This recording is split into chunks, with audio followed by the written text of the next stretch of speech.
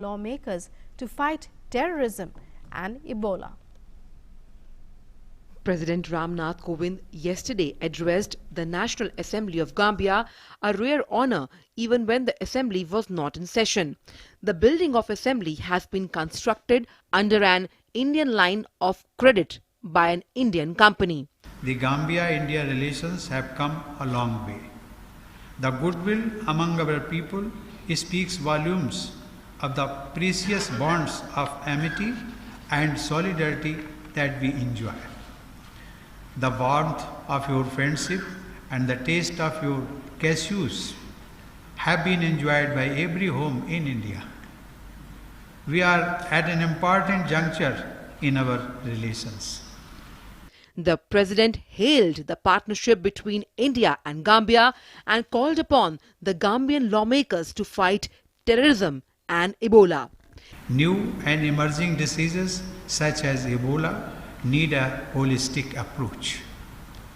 On our part, we take satisfaction that Indian medicines, vaccines and healthcare expertise are providing affordable health choices to people in the Gambia and elsewhere.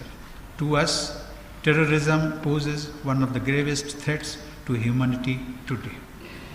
Your region has seen its violent and bloody trail. We have no choice but to strengthen the global fight against this evil. Later in the day yesterday, President Kovind was welcomed and felicitated by Indian diaspora. The event saw Indian and Gambian girls dance together to Bollywood tunes. President Kovind spoke on how he was touched by the josh of Indian community in Gambia.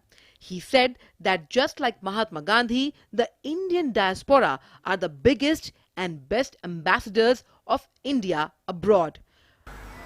सबसे पहले हमारे प्रवासी भारतीय तो महात्मा गांधी थे। He was the first one. लेकिन गांधी जी का जो एक सत्य अहिंसा का जो मार्ग था, उसके आधार पर चल करके देश में आजादी हासिल की और वो पूरे अफ्रीका के लिए आइकन बन गए। President Kovind urged Indian community to stay connected to their Indian roots via their mother tongue and hailed their contribution in Gambian economy. I am happy to learn that you speak in your mother tongue with families and friends, be it Hindi, Malayalam, Sindhi, Gujarati or Punjabi, and are eagerly passing on the same to your future generations. In fact, our mother tongue helps us to maintain the continuity of our roots in India. The president emphasized the path of progress India has embarked upon, citing the recent Chandrayaan-2 mission. A week back, we successfully launched our second moon mission, Chandrayaan-2. In the end, as a special gesture, the president invited the small Indian community to visit Rashtrapati Bhavan whenever they are in New Delhi. I invite you all in this journey, a journey of progress and prosperity for one and for all.